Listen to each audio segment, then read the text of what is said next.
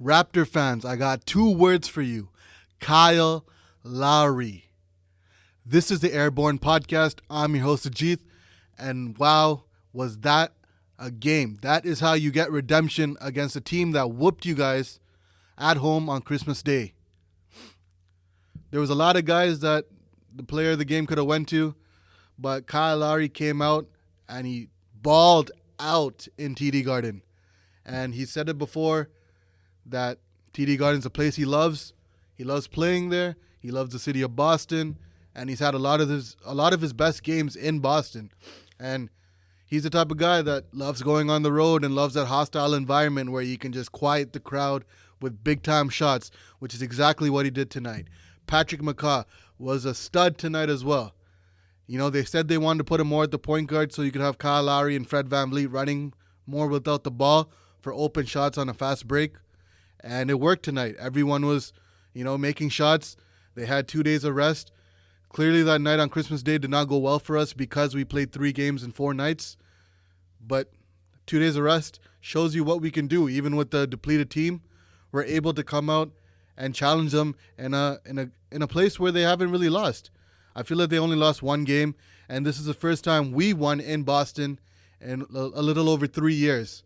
And even though we had a lot of turnovers, the referees were still blowing calls. And these are veteran referees. And I don't want to keep getting into this, but, man, there were so many calls that could have went our way. And it felt like Boston was getting everything in the beginning, and we weren't. And it felt like we weren't just fighting the Boston Celtics, but we were also fighting the referees to win this game. And I'm going to break it down and get into the stats right now. But whoever had Kyle Lowry slander before, stop it. It's done. This game right here, he put him on his back, he put the team on his back, and he carried them to the promised land. And, this is a beautiful win. They led from start to finish, did not give Boston much of a chance to come back.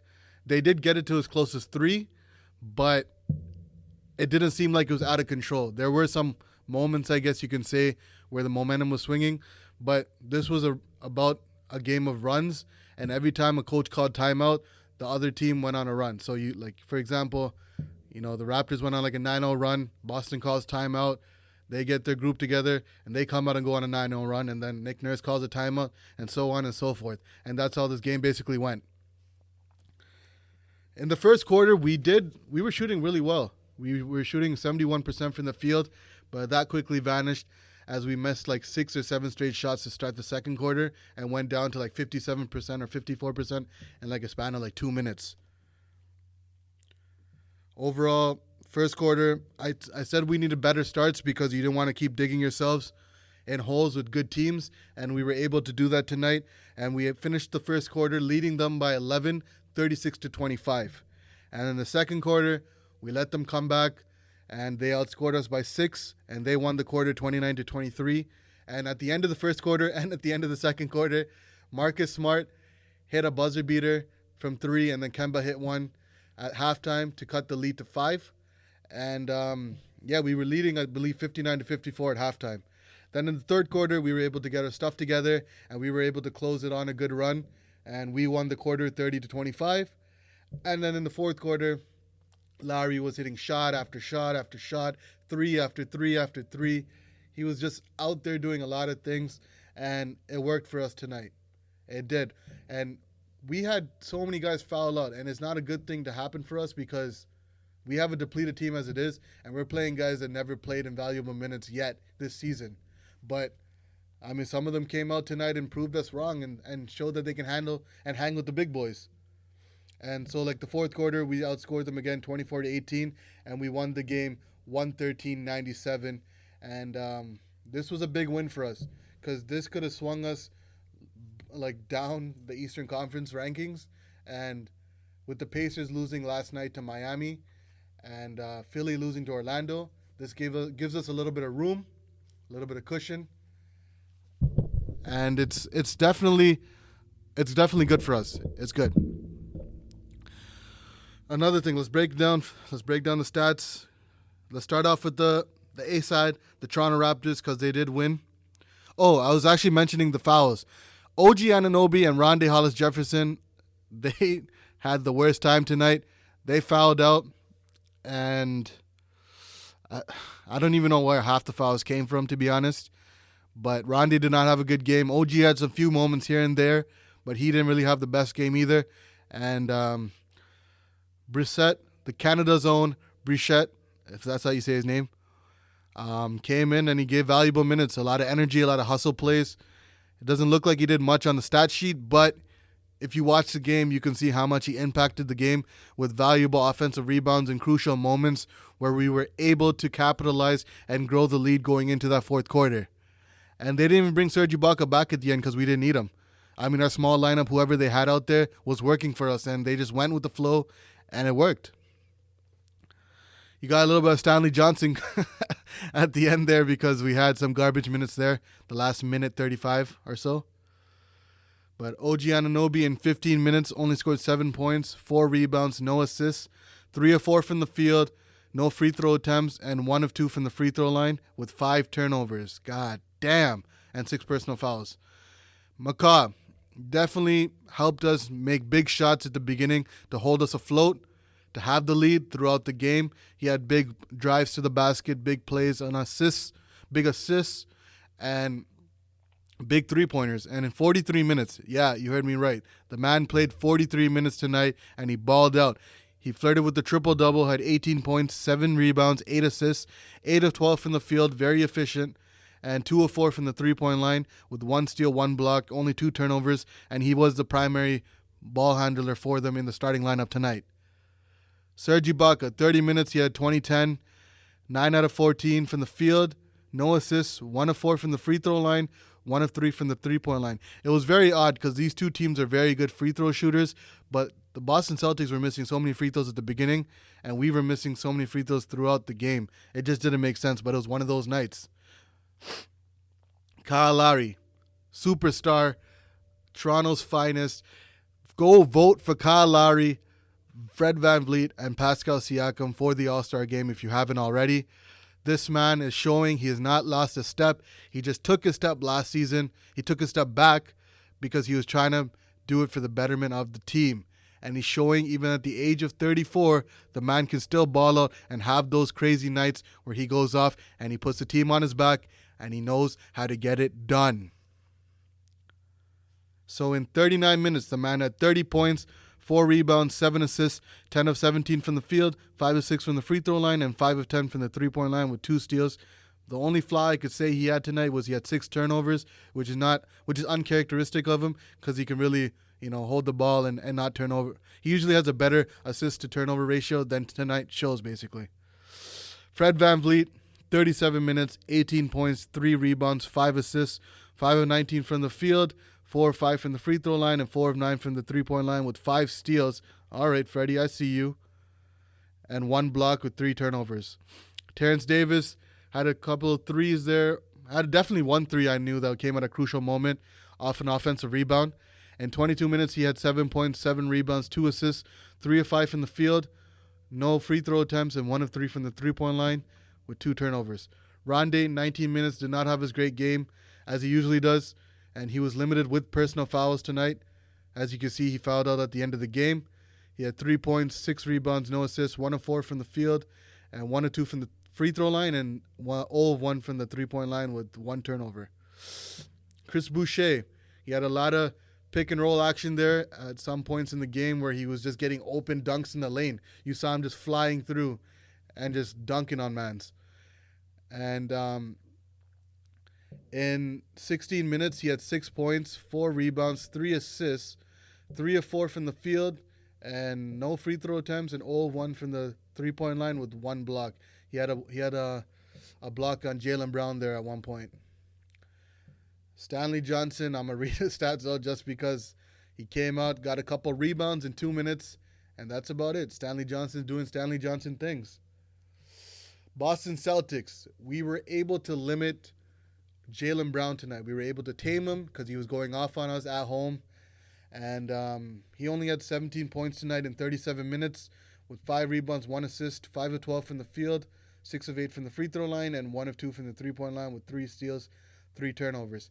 Jason Tatum, also, we were able to tame tonight. We were able to hold them to a combined 30 minutes. I'm sorry, what am I saying? 30 minutes, 30 points.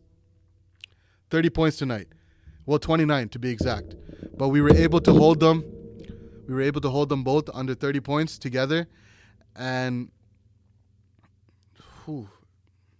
17 points, 5 rebounds, 1 assist. That's what Jaylen Brown had. And Jason Tatum in 36 minutes had 12 points, 3 rebounds, and 4 assists. 3 of 7 from the field, 6 of 8 from the free throw line, and he missed the 2 3-pointers he took with 1 steal, 6 turnovers. Gordon Hayward, 35 minutes. 35 minutes, he had 13 points, 6 rebounds, 3 assists, 3 of 13 from the field, 6 of 6 from the free throw line, 1 of 7 from the 3-point line, 1 steal, 2 blocks, 1 turnover. And Daniel Tice, 18 minutes, he had 1 nasty block on Fred VanVleet with 4 points, 2 rebounds, 3 assists, 2 of 3 from the field. No free throw attempts, no 3-point attempts, and I already mentioned the block. Kemba Walker was the only one that went off, but when he sees the Raptors, he sees a green light. I don't know why, but he just finds a way to score 30 every time he gets to play the Toronto Raptors.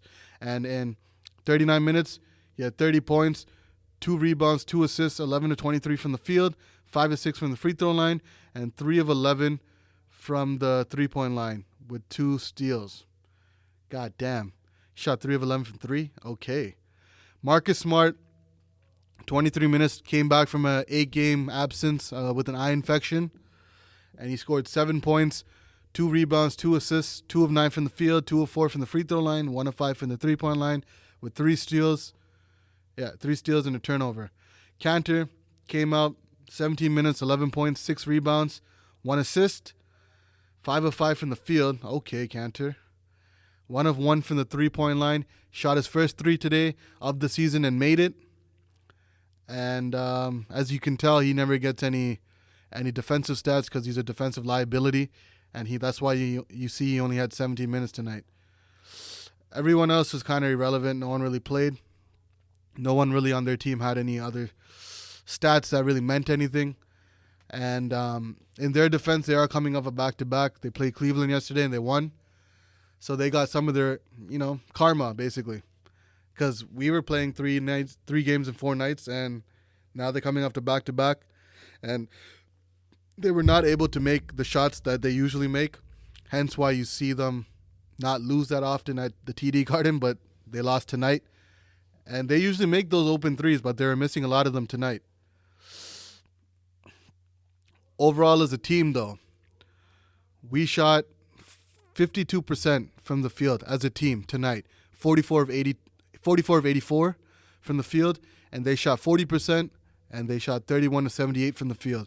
From the 3-point line, which we weren't doing that first night on Christmas Day, we were not making our open threes. We made them tonight. We shot them at a 41% clip, and we were 14 of 34 beyond the arc. They're a really good 3-point shooting team, but unfortunately tonight they did not knock down the shots, and they were 7 of 32, which is 22% for the night from beyond the arc. Free throws, I told you we both had issues tonight, but we picked it up. They kind of did too, but they shot 65% from the free throw line, 11 of 17, and we shot 28 of 36 from the line for 78%. Rebounds, holy hell. We rebounded them 53 to 31. Offensive rebounds, we out-rebounded them 15 to 17. Sorry, 15 to 7. That's the first time I've seen a big difference like that on the Raptors side, especially with us being so small. But they are too, so I can understand why. But it's still an eye-opener seeing that we out-rebounded them by 22 rebounds. Assists, we did a way better job tonight. 27 assists to their 18. And steals, they had 11, we had 8. Blocks, they had 4, we had 3. And turnovers, that was one of the biggest problems, which didn't bite us in the butt tonight. But we were turning the ball over like madmen. We had 22 turnovers to their 14. We had 32 fouls to their 17. It shouldn't be that much of a difference. I don't know what these refs are looking at, but I literally seen Tony Brothers staring at a foul happening in front of him on the Raptors end and did not call it. I don't see how. It was Jaylen Brown basically pushing Kyle Lowry from the back, and he ended up going to the line and getting free throws, which made absolutely no sense. And techs. Did you guys know that Nick Nurse is leading the league in techs right now? He has 7, I believe. And that's more than Draymond Green and everyone else, basically. Kyle Lowry, I think, has 6. But the fact that he's leading them in techs is pretty funny because he looks like a cool guy, you know? But he's always barking at the refs when we don't get calls.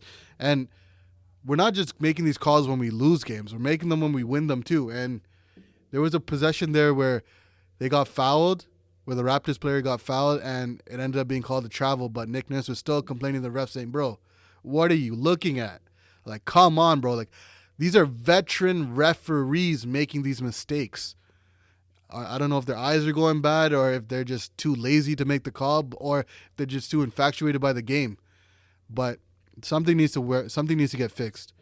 And Jack Armstrong, who usually has a cool temper, was going off on some blown calls as well. It's not just me. It's everybody who's watching the game, who has a set of eyes and can watch and know and see the game and know the game of basketball, would know where the fouls are being called. I'm not being biased. There were some missed calls on Boston's end too, but not as many as the Raptors side, and that's a fact. Next game, I believe you have a back-to-back tomorrow night against the OKC Thunder, which I would say is a tricky game. They're not a good team. They're not a bad team, but they're not a good team, if that makes sense. Schroeder's not going to play tonight. Got information that he got an update actually that he's out for tomorrow's game. But they still got Chris Paul. They still got Gallinari. They still got Steven Adams. Those guys are all guys that love playing the Raptors. And we got to see. We're going on a back-to-back. And I'm going to check for you guys and see if it's at home or if it's on the road. If I was a betting man, I'd say that it's a road game for sure. But I'm going to confirm it for you right now. The Raptors will be playing... Oh, wow. Okay, it's in Toronto. All right, so we got 2 games in Toronto before the new year, and that's against OKC and the Cleveland Cavaliers. We should be able to take care of business with both if we continue to play how we did tonight, because we've been undefeated against teams under 500, and I hope that continues into the new year. But we shall see, because we have a tough schedule. Not tough, but the first game into the new year, we're playing the Miami Heat in Miami. And you know how they beat us up the last time in Toronto and gave us our first home loss. So we shall see. Hope y'all enjoyed tonight's podcast. I hope you guys enjoyed that game. It's a late Christmas gift, but the Raptors were able to pull it off in Boston. And whoever didn't have faith tonight, have faith after tonight, because the Raptors do play hard. And sometimes when their shots don't fall, they lose. But when they do, they're still a very deadly team, even with the depleted roster. So if you enjoyed this video, hit that like button. If you haven't subscribed already, do so. Support your boy. I got Nothing But Lit podcast coming up into the new year. So till then, stay blessed, stay woke, and peace!